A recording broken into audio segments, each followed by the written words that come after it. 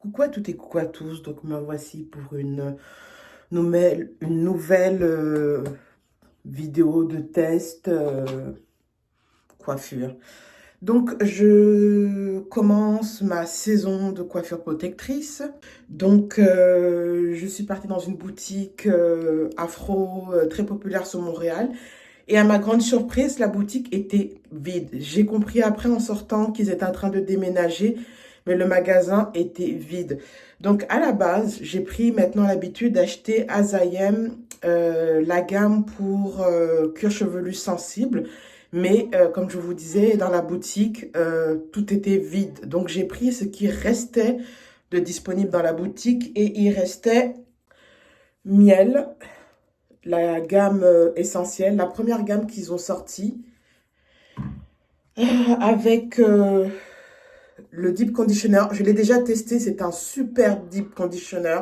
Il est protéiné, mais il n'est pas fortement protéiné. Il laisse pas les cheveux secs après l'avoir utilisé. Tout au contraire, ça les rend hyper doux. Je n'ai jamais fait de vidéo d'utilisation de ce produit-là sur YouTube, mais c'est pas la première fois que j'utilise. C'est un très bon Deep Conditioner. Je sais qu'il y a toute toute cette affaire, toute cette controverse autour de miel. Moi, personnellement, je n'ai jamais eu de cheveux cassés, tombés ou autre réaction bizarre suite à l'utilisation de cette marque. J'ai testé la gamme Pomegranate et Honey que j'ai... C'est pas que je l'ai détestée, mais c'est pas ma préférée. Celle que je préfère, c'est la fameuse gamme qui est problématique, la gamme Rosemary et Peppermint. Il me reste juste le masque de cette gamme-là. J'aime alterner parce que comme c'est une gamme avec beaucoup de protéines, il faut faire attention à la quantité de protéines qu'on utilise. Donc j'alternais entre la gamme Rosemary Peppermint et la Pomegranate and Honey. Et comme je vous disais, le magasin était presque vide. Il n'y avait pas grand-chose, donc je me suis procuré pratiquement toute la gamme essentielle que je n'ai pas testé à part le Deep Conditioner. Donc, je viens de vous montrer le shampoing, le Deep Conditioner. Ensuite, sur cette gamme, il y a un Living Conditioner qui d'apparence a l'air d'être un Living Conditioner liquide, mais absolument pas. C'est un conditionneur, Living Conditioner plutôt crémeux. Il est hyper crémeux. Comment ça s'ouvre? Ok. C'est crémeux. C'est pas liquide. C'est hyper crémeux. Vous voyez, ça coule pas. Ça ne coule pas. Mais c'est super léger. Ok. Et en guise de moisturizer, ils ont un hair cream qui est aussi épais. Pas aussi épais qu'un moisturizer de base. Mais la consistance du hair mix est quand même assez onctueuse. Je sais pas si on voit, vous voyez. C'est très onctueux, ça fond bien dans les mains, mais c'est pas fluide. Léger, c'est pas léger, c'est pas léger ou fluide, c'est onctueux et ça se fond bien. Donc c'est les seuls produits en guise de moisturizer, living conditioner en gros, pour faire clair. C'est pour l'hydratation, pardon, et pour le côté nourrissant. Ça se combine bien. Et ensuite, j'ai acheté leur huile d'amande, qui est quand même une très bonne quantité d'huile, qui est aussi,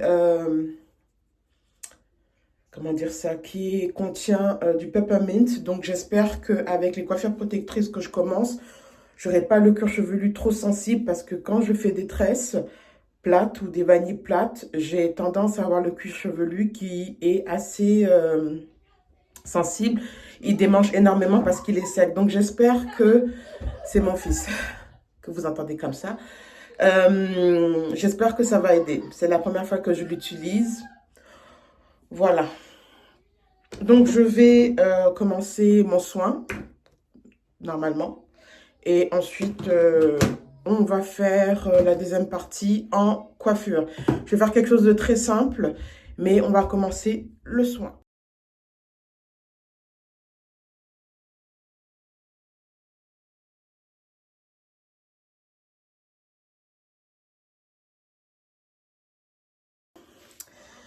Alors, les 3 shampoings de la marque Miel, c'est-à-dire le shampoing de la gamme essentielle, le shampoing de la gamme Rosemary, Peppermint et la gamme de Pomegranate and Honey sont doux.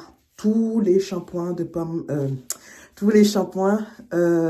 miel sont doux, doux, doux, doux.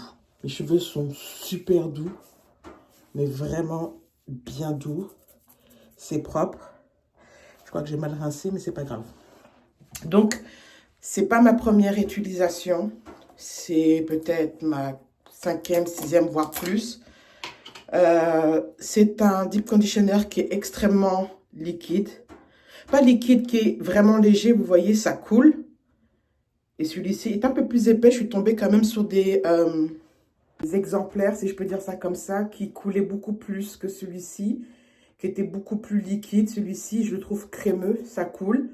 Ça montre comment cet après-shampoing deep conditioner est très léger. Et c'est pas ma première utilisation. C'est léger. Et surtout, on peut démêler les cheveux avec ce produit étalé sur la chevelure. Et surtout, comme vous pouvez voir, ils font bien sur mes cheveux. Donc, je ne vais pas le garder, je ne sais pas combien de temps il demande de le garder. 15 minutes. C'est très rare que je le garde 15 minutes. Donc, vous pouvez voir, très léger, fond bien sur la chevelure.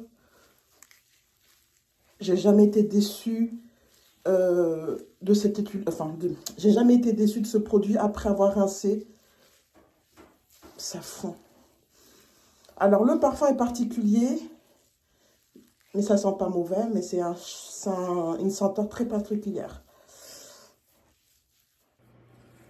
Bon, voici mes cheveux après avoir rincé le deep conditioner.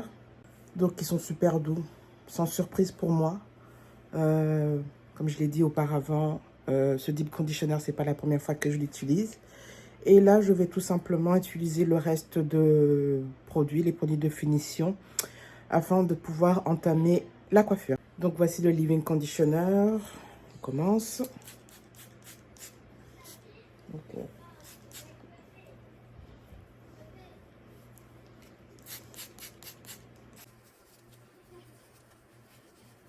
Comme c'est léger, ça s'absorbe plus rapidement, plus facilement comparé au leave-in conditioner de la gamme Rosemary Peppermint.